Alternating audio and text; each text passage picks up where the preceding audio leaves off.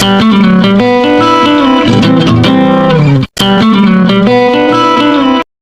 वालेकुम रहमतुल्लाहि व बरकातहू।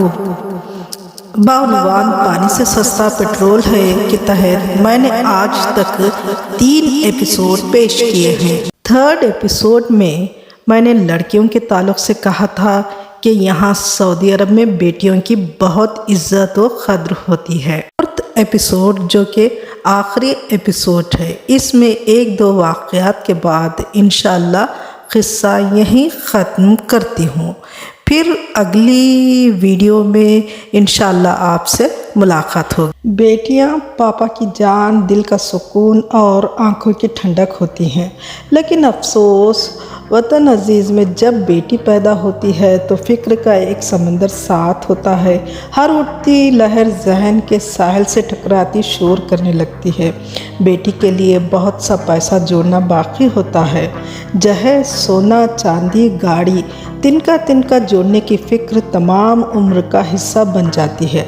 सेहत वक्त से पहले रुखसत होने लगती है। अगर ये तमाम मुश्किलात का सामना कर भी ले तो इसके बावजूद बेटी की खुशियों का दारोमदार दामाद और ससुराली अहबाब के रवैये पर होता है कि वो कहाँ तक बेटी को खुश रख पाएंगे। ये एक ऐसा सवाल होता है जो हर वालिदैन की रातों की नींदें उड़ा देता है।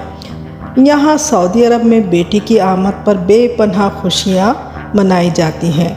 लड़कियों के वालिदैन सबसे अमीर और काबिल एहतराम माने जाते हैं। समाज में इनकी बहुत इज्जत और मुकाम होता है। बेटियों की सही मानों में यहाँ जो इज्जत व कद्र होती है वो शायद ही किसी और मुल्क में देखी गई। अब जिक्र करें लड़कों का तो बेचारा मर्द जब तक दुल्हन के लिए अलग से घर, जेवरात और ज़रूरियात की तमाम अशिया जोड़ न ले तब तक इसे शादी के लिए कोई लड़की मिलना दुश्वार होगा। लड़के को अपनी होने वाली दुल्हन की ख्वाहिश के मुताबिक महर की एक कसीर रकम अदा करनी पड़ती है। बेटी के निकाह के मौके पर जब यहाँ की अदालत जाने का इत्तेफाक हुआ तो यहाँ के खूबसूरत क़ानून को बहुत ही करीब से देखने का मौका भी नसीब हुआ, जो आपसे शेयर करना चाहूँगी। काजी साहब ने दुल्हन के वालिद मोहतरम से निहायत एहतराम के साथ अरबी ज़बान में चंद सवालात किए जो आपके सामने पेश कर रही हूँ। होने वाले दामाद के तय कोई शर्त खुलकर तफसील बताएं जिसे हम नोट कर सकें। हमारी जानिब से कोई शर्त नहीं, शोहर ने अरबी ज़बान में ही जवाब दिया। ये जवाब सुनकर काजी साहब हैरत से हमारी जानिब देखने लगे। महर कितना तय पाया है? जो भी तय पाया वो पहले अदा कर देना होगा। काजी साहब ने साफ लफ्ज़ों में कहा, महर सुन्नत नबवी के तहत तय पाया है जो अल्हम्दुलिल्लाह अदा कर दिया गया है। शोहर ने मुस्कुराकर कहा तो काजी साहब ने दोबारा हैरत से हमारी जानिब देखा, क्योंकि यहाँ सऊदी लड़कियों का महर लाखों रियालों में होता है। आखिरी दर्जा मैं आपको बता दूं कि 50,000 रियाल के करीब होगा। फिर काजी साहब ने दोबारा सवाल किया, आपके दामाद ने अपनी होने वाली दुल्हन के लिए घर और ज़रूरियात ज़िंदगी की तमाम सहूलियात मुहैया की या नहीं? इसके अलावा भी अगर आप यानी एक बाप की कोई शर्त हो तो बिला झिझक बता दें।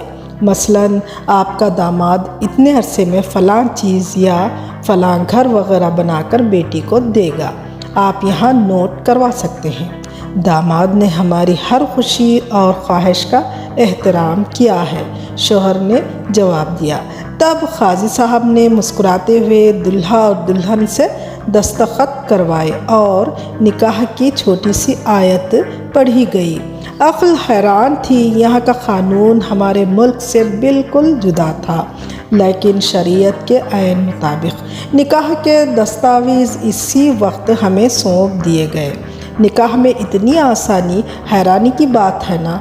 हमारे मुल्क में लड़की की शादी गोया एक महाज और आजमाइश की शक्ल इख्तियार कर लेती है। किस कदर परेशानी और भाग दौड़ होती है कि पूछे मत। जहेज का मसला तो सबसे बड़ा मसला साबित होता है। एक और दिलचस्प वाक़या याद आ रहा है जिसे शेयर करना ज़रूरी समझ रही हूँ। एक पाकिस्तानी खातून थी जो ब्यूटी पार्लर चला रही थी।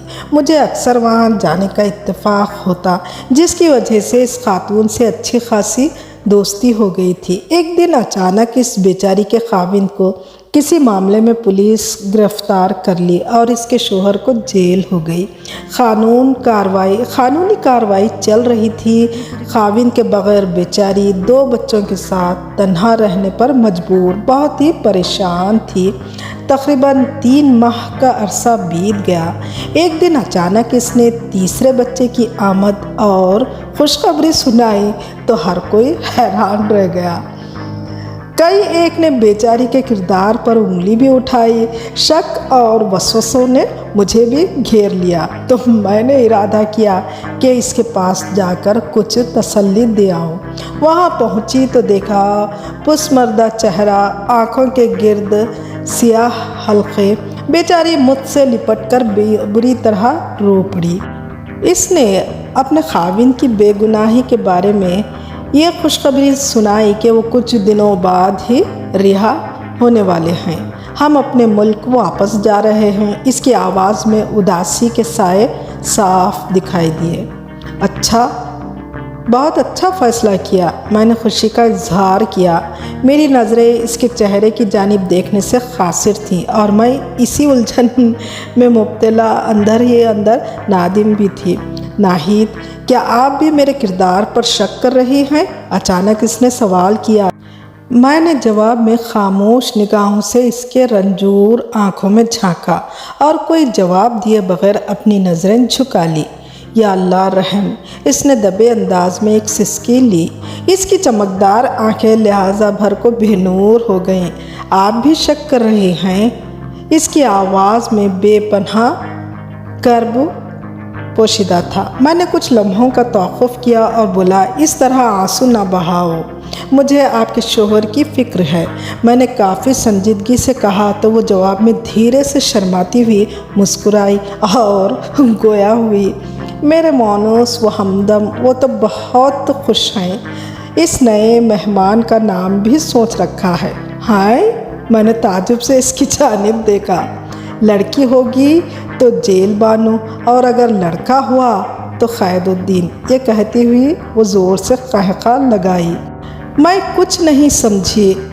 मैंने हौंकों की मानिंद इसका चेहरा तकती हुई बोली। फिर मैंने इसकी ज़बानी जो कुछ भी सुना, मेरे दिल में इस मुल्क और हुकूमत के तय और ज़्यादा इज़्ज़त बढ़ गई।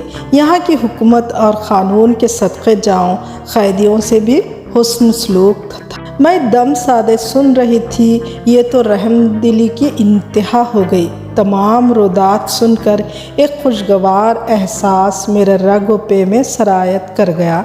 जब हम किसी रिश्ते या मोहब्बत से बेजार हो जाते हैं तब हमें इनमें सिर्फ़ ऐब और कोताहियाँ ही नज़र आती हैं।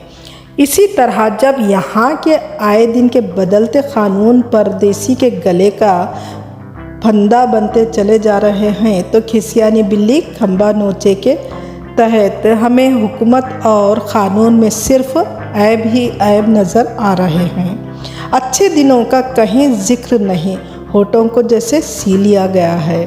भाई, अच्छे दिनों को याद भी किया करो। यादों का कभी ना ख़त्म होने वाला सिलसिला अब इजाज़त दें, इससे पहले कि आपकी बोरियत भरा पत्थर मेरा सर न फोड़ दे। दुआएं आप तमाम की खैर अंदेश। नाहिद ताहिर, रियाद, सऊदी अरब।